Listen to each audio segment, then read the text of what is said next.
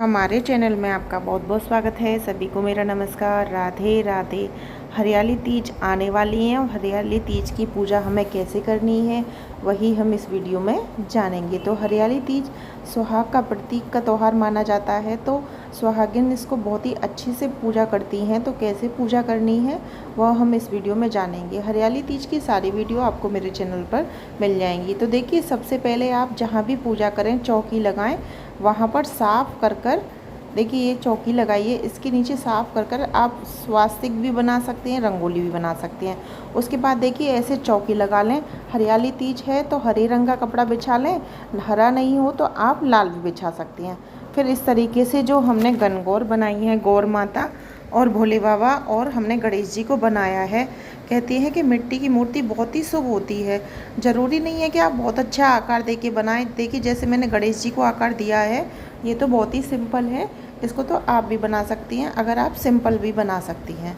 और आप ऐसे बनाना चाहें तो आप ऐसे भी बना सकते हैं। आप और अच्छा बना सकते हैं तो आप वो बना सकते हैं। तो देखिए फिर यहाँ पर हम थोड़े से फूल रखेंगे। अगर आपके घर में भोले बाबा माता पार्वती जी की कोई तस्वीर है, कोई विग्रह है, तो उनको हम विराजमान करेंगे। तो मेरे यहाँ पे देखिए ये माता पार्वती और भोले बाबा की विग्रह है, तो मैंने इनको फूल का आसन दे के विराजमान कर लिया है।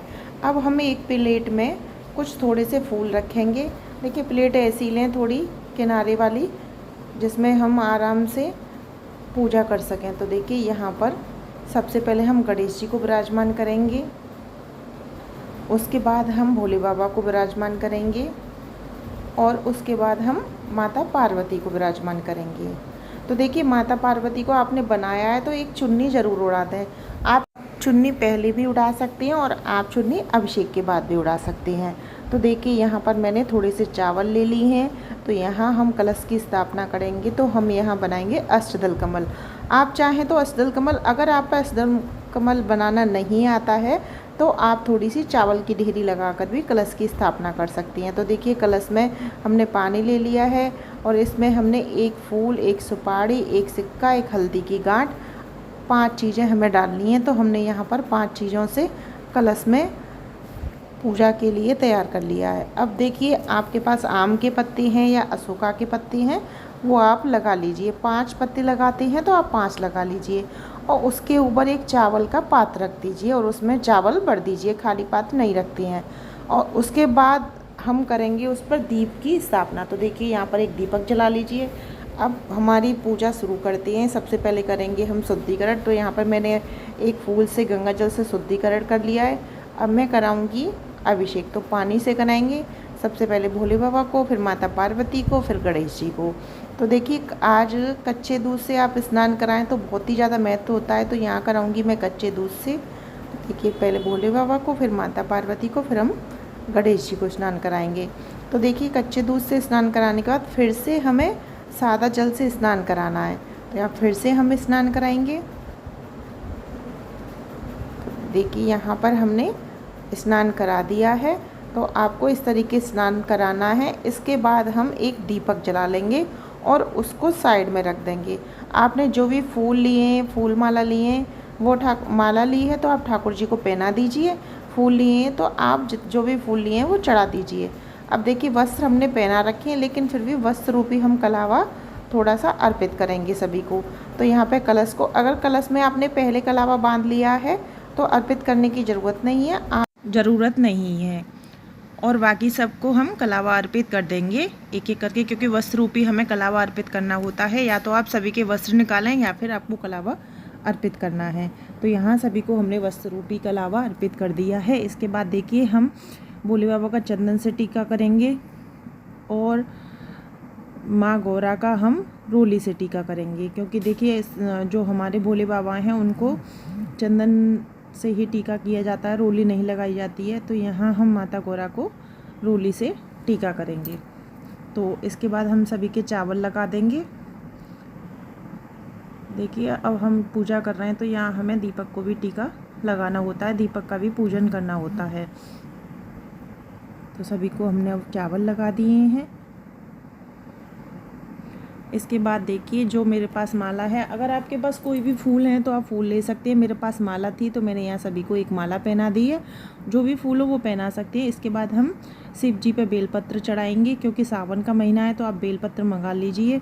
और शिव जी की जो भी मनपसंद चीज़ है, धतूरा है, आक के पत्ते हैं, मदार के पत्ते हैं, तो वो आप मंगा लीजिए और आज के दिन चढ़ा दीजिए।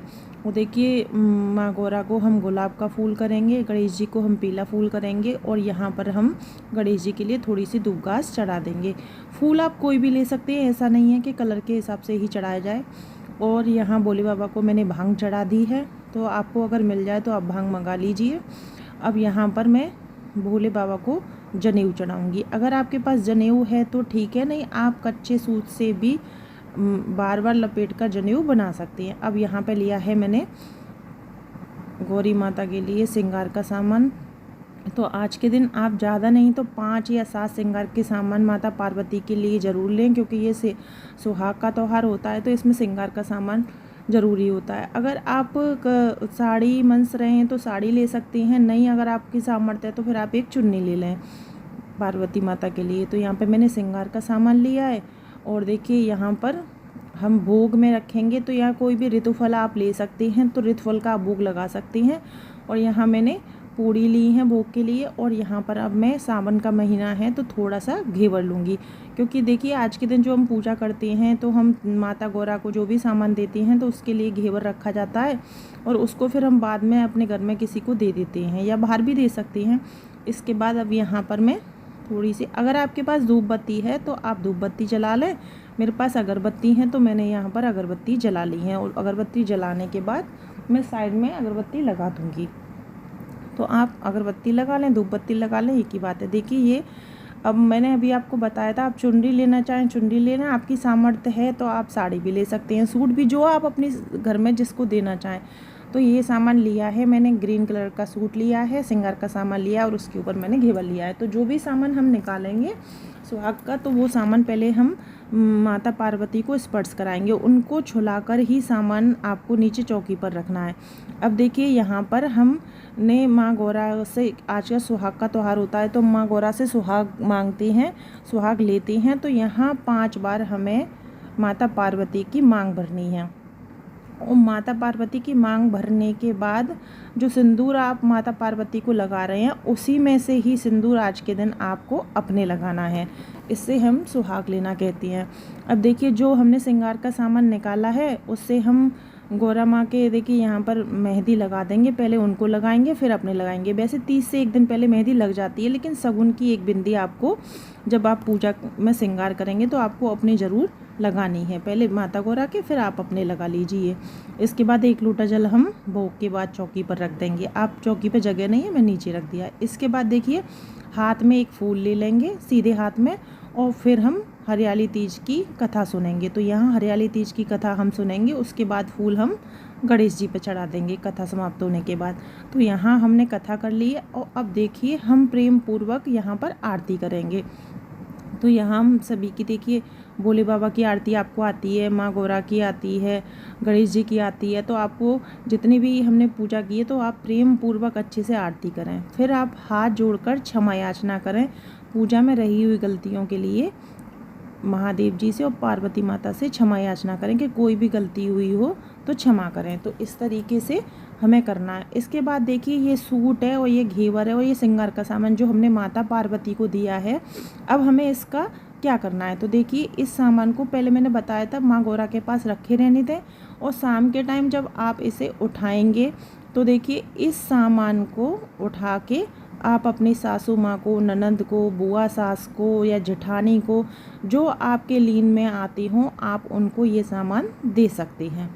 इस तरीके से आपको हरियाली तीज की पूजा करनी है। हरियाली तीज की चौकी कब और कैसे उठानी है इसका वीडियो भी आपको मेरे चैनल पर मिल जाएगा। आपको हमारी वीडियो कैसी लगी कमेंट बॉक्स में ज़रूर बताएं। राधे राधे।